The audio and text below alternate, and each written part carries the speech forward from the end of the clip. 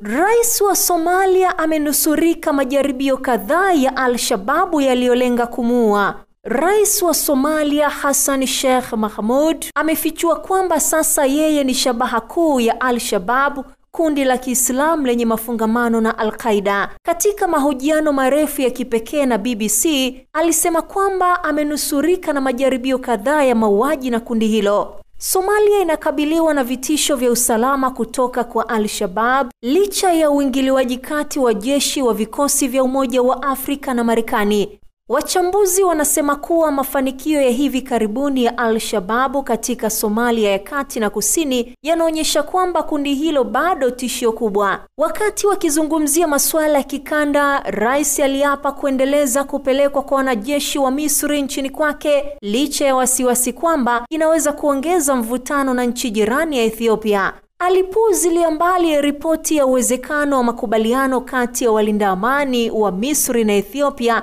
katika ardhi ya Somalia. Somalia inajiandaa kuwapokea walinda amani wa Misri wakati wakikaribisha vikosi vya Ethiopia. Kuna wasiwasi kwamba nchi zote mbili zinaweza kupanua mpasuko wa juu wa bwawa la Grand Ethiopian hadi Somalia. Alisisitiza kwamba nchi yake haitakuwa uwanja wa vita vya wakala.